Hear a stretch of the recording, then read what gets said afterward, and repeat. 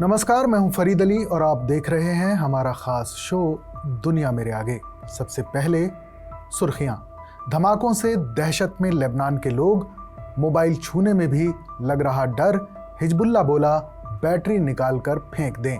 Pager धमाकों के बाद Hezbollah ने किया पलटवार, इजराइल लेबनान सीमा पर दागे 20 से ज्यादा रॉकेट, किसी के हताहत होने की खबर नहीं। यूएन जनरल असेंबली में फिलिस्तीन के पक्ष में प्रस्ताव पास, इजराइल को 12 महीने में खाली करना होगा गैर कानूनी कब्जा। यूएनजीए में 124 देशों ने प्रस्ताव के पक्ष में किया मतदान, 14 देशों ने प्रस्ताव के विरोध में डाला वोट। भारत समेत 43 देशों ने वोटिंग से किया किनारा। यूक्रेन ने बीती रात रूस पर ड्रोन से बरपाया कहर, कई ठिकानों को किया पूरी तरह से तबाह, रूसी हथियार डिपो को बनाया निशाना। अजरबैजान से होकर गुजरने वाले कॉरिडोर को लेकर रूस और ईरान के बीच तनाव, अजरबैजान को कॉरिडोर पर अधिकार देने से ईरान का इनकार। रूस के खिलाफ भारतीय गोला बारूद इस्तेमाल कर रहा यूक्रेन, इटली के रास्ते असलहा पहुंचाया जा रहा यूक्रेन, रूस ने 2 बार भारत से शिकायत की, एक रिपोर्ट में किया गया दावा। एलन मस्क की कंपनी ने दृष्टिहीनों के लिए बनाई डिवाइस, अमेरिका के एफडीए ने दिया अप्रूवल। दावा किया जा रहा है कि जिनकी जन्म से आंखें नहीं वो भी देख सकेंगे। संयुक्त राष्ट्र महासभा यानी यूएनजीए में फिलिस्तीन से जुड़े एक बेहद अहम प्रस्ताव पर वोटिंग हुई, लेकिन भारत ने इससे किनारा कर लिया। यूएनजीए में रखे गए इस प्रस्ताव में मांग की गई थी कि इजराइल ने फिलिस्तीन के जिन इलाकों पर जो गैर कानूनी कब्जा किया है उसे जल्द से जल्द हटाया जाए। कुल 193 देशों में से इस प्रस्ताव के पक्ष में 124 देशों ने मतदान किया, जबकि इजराइल, अमेरिका समेत 14 देशों ने प्रस्ताव के विरोध में मतदान किया। वहीं Bharat, Australia, Canada, Germany, Italy, Nepal, Ukraine और ब्रिटेन समेत 43 देशों ने वोटिंग में हिस्सा नहीं लिया।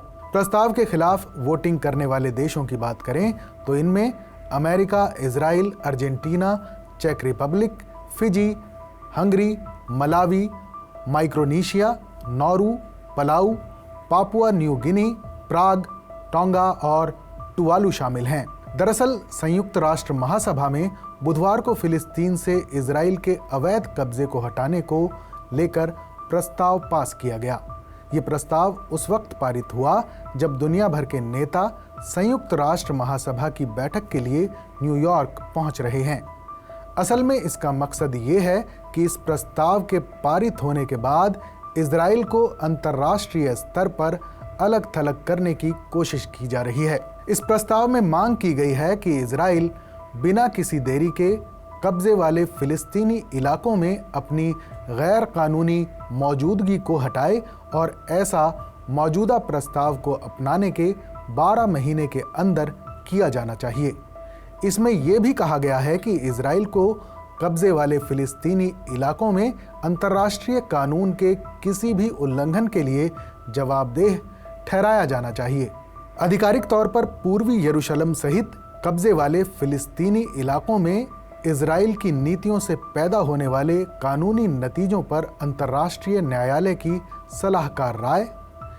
इस शीर्षक वाले प्रस्ताव में इजराइल से बिना किसी देरी के अपनी अवैध उपस्थिति को समाप्त करने का आह्वान किया गया है और कहा गया है कि गाजा में इजराइल की निरंतर कार्रवाई गलत है, जिसे अंतर्राष्ट्रीय कानून के तहत संबोधित किया जाना चाहिए। संयुक्त राष्ट्र में फिलिस्तीनी प्रतिनिधि ने एक भावुक भाषण में कहा, जब अंतर्राष्ट्रीय कानून का बार बार उल्लंघन किया जाता है तो अंतर्राष्ट्रीय समुदाय आंखें मूंद कर नहीं देख सकता।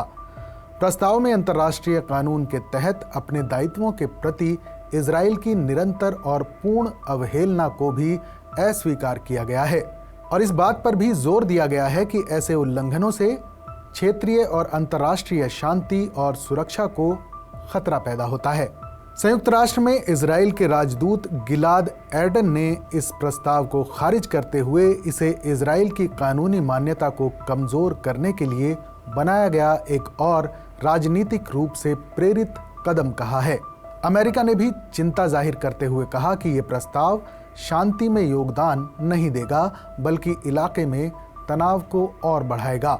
आपको बता दें कि इस प्रस्ताव को फिलिस्तीन ने तैयार किया है और इसमें कहा गया है कि इजराइल सरकार ने संयुक्त राष्ट्र चार्टर, अंतर्राष्ट्रीय कानून और संयुक्त राष्ट्र के प्रासंगिक प्रस्तावों के तहत अपनी जिम्मेदारियों को नहीं निभाया है। कानूनों की अवहेलना की बात भी कही गई है और इसके लिए उसकी कड़ी से कड़ी निंदा की गई है।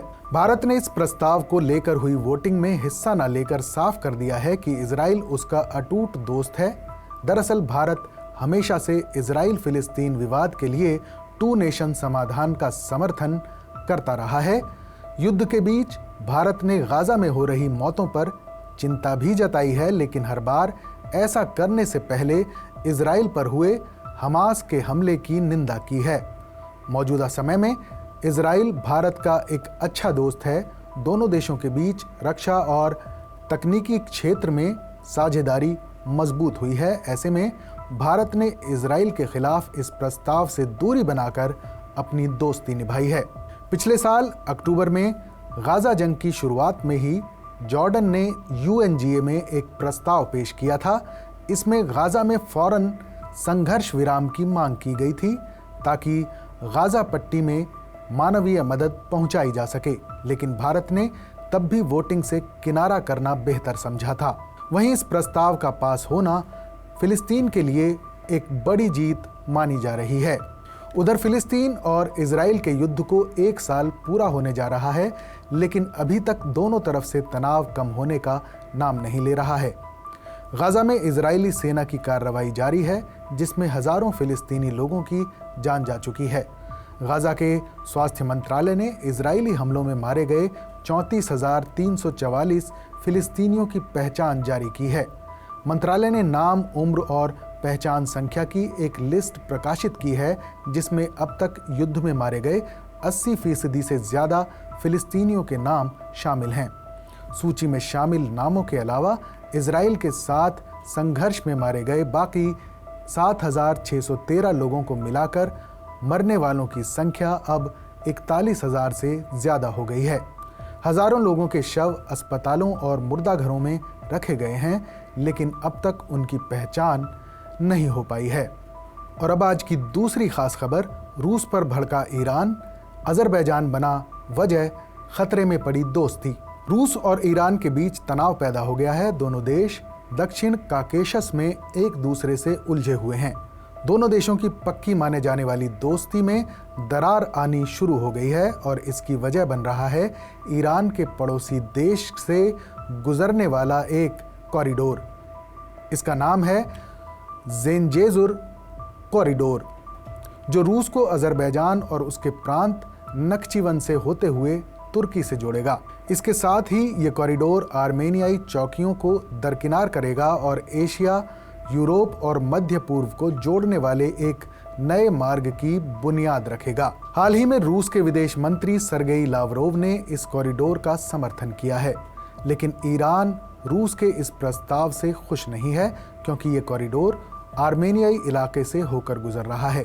ये इलाका ईरान के बॉर्डर पर है और तेहरान इस कॉरिडोर को रणनीतिक खतरे के साथ ही अपनी सीमाओं के उल्लंघन के तौर पर देखता है। खबर है कि 3 सितंबर को तेहरान में नई सुधारवादी पेजेशकियान सरकार ने रूसी राजदूत को इस पर चर्चा करने के लिए बुलाया भी था। ईरान के विदेश मंत्रालय के एक वरिष्ठ सूत्र के हवाले से छपी एक खबर के मुताबिक, हमने आधिकारिक तौर पर इसे राजदूत को बुलावा नहीं कहा है, लेकिन इस तरह की सीधी बैठक करके हमने मॉस्को को एक साफ संदेश दिया है कि हम संतुष्ट नहीं हैं और उनकी स्थिति हमारी स्थिति के उलट है। ज़ेंगज़ूर कॉरिडोर आर्मेनिया के स्यूनिक प्रांत से होकर गुजरेगा, लेकिन बाकू में अजरबैजान सरकार इस मार्ग पर पूरा अधिकार चाहती है।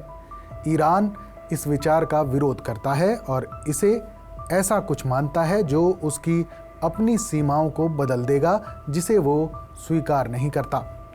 ईरानी विदेश मंत्रालय के सूत्र ने इस बात पर जोर दिया है कि उनकी सरकार इस बात का मजबूती से समर्थन करती है कि ये कॉरिडोर आर्मेनियाई नियंत्रण में नहीं रहना चाहिए, वरना ईरान आर्मेनिया के साथ अपनी सीमा खो देगा। इस गलियारे पर इस विचार ने साल 2020 के नागोर्नो काराबाख संघर्ष के बाद रफ्तार पकड़ी है।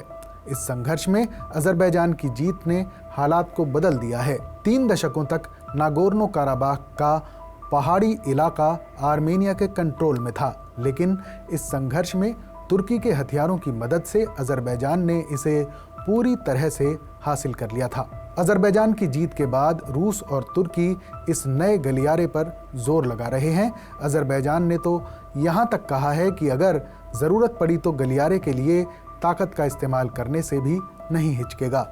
इस इलाके के बिगड़ते शक्ति समीकरण और भू राजनीतिक बदलाव ने ईरान को परेशान कर दिया है। रूस के अजरबैजान के समर्थन में उतरने के साथ ही ईरान अपने राष्ट्रीय हितों को लेकर भी चिंतित है। इस बीच सभी की नज़र 22 अक्टूबर को कजान में शुरू होने जा रहे ब्रिक्स शिखर सम्मेलन पर है, जिसमें ईरान के नए राष्ट्रपति मसूद पेजेश्कियन और रूसी राष्ट्रपति पुतिन के मिलने की योजना है। पश्चिमी देशों में इस शिखर सम्मेलन को मॉस्को और तेहरान के बीच सहयोग के तौर पर देखा जा रहा है। अमेरिकी विदेश मंत्री एंटनी ब्लिंकन ने पिछले हफ्ते कहा था कि रूस को ईरान से बैलिस्टिक मिसाइलें मिली हैं और कुछ हफ्तों के अंदर यूक्रेन में उनका इस्तेमाल करने की संभावना है। ईरान ने इस आरोप का खंडन किया है।